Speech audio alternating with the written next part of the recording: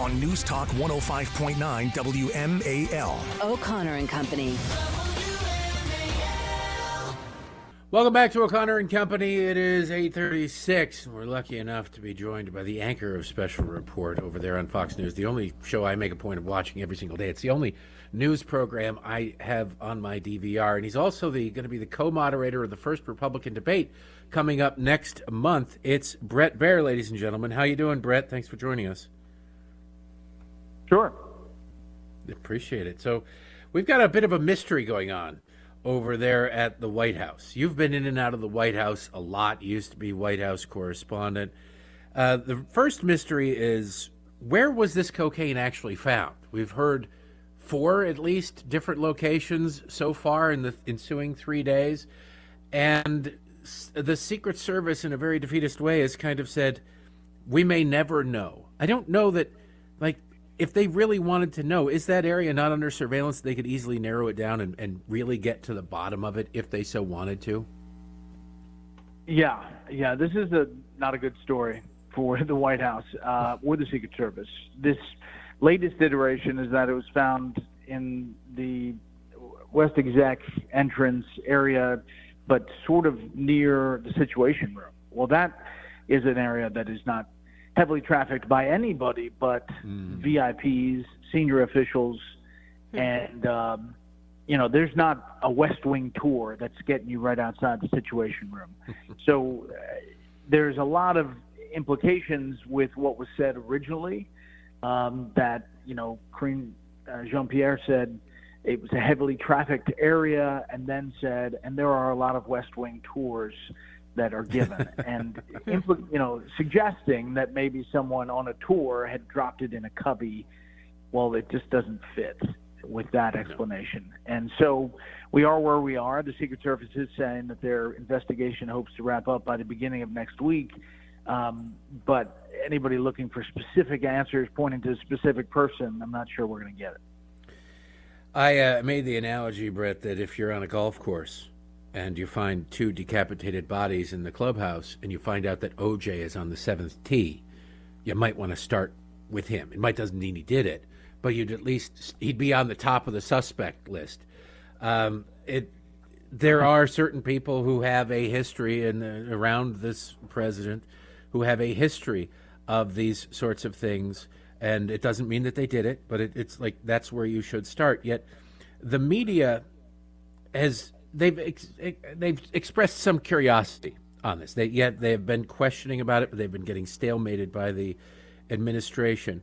From a journalistic standpoint, when the Hunter Biden plea deal came down a couple of weeks ago, there was a Friday where there was a lot of questioning about that, about whether or not he'd had any talks with his father about his business dealings. And some people thought, well, this is good. They're finally doing some journalism. But by Monday, the story was done. They didn't get any answers, and the story was they stopped asking questions. Do you think this story, because of the very nature of it and the location of it, this one has legs beyond this weekend until we get an answer? Or do you think this will sort of fade off into the sunset too? Well, I think, listen, we're always going to be asking questions, and I think because of the nature of it, it's eye-popping and people watch it. So I bet it gets to its conclusion, but I'm saying that the conclusion is probably not going to be what everybody wants it or thinks it should be, very specific. So I agree with you. The coverage of this and the investigation on the other side, the IRS whistleblower, the other, investigation by the House Oversight Committee has been really minimal. If you just look through the prism of what would happen if it was if it was the Trump administration, and the lack of curiosity bothers me. I think it's really telling, and people see it when it's right in their face. People not covering something is a choice editorially too. Yeah.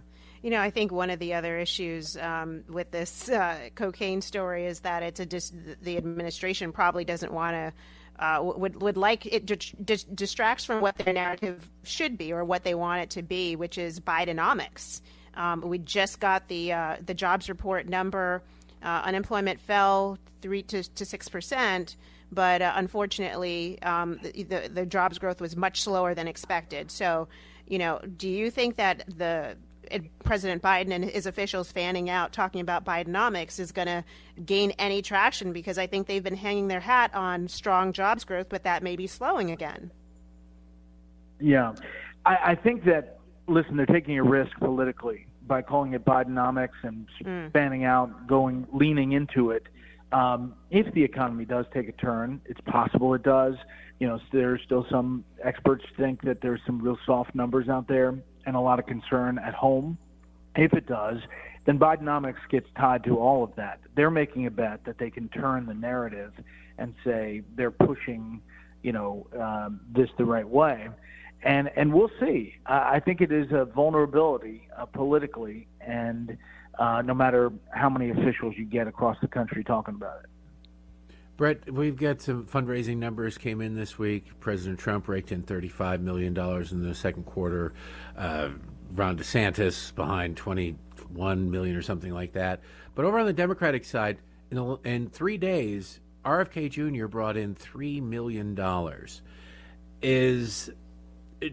How much of a sentiment in the Democratic Party is there for? Do you think that's more of not necessarily liking Robert Kennedy Jr., but sort of baiting the hook to get a Gavin Newsom to come in, or is this more of a warning shot across the bow to the Biden campaign? Like, you guys need to do a little bit more than one rally at a union hall every once in a while. Yeah, I think there's going to be building pressure for the president to do more.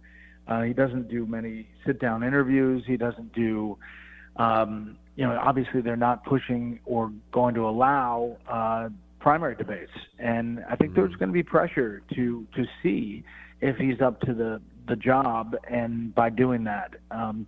I think the train has left the station on Gavin Newsom, whether, getting in on his own, unless President Biden pulls a Lyndon Johnson and says, I'm not running.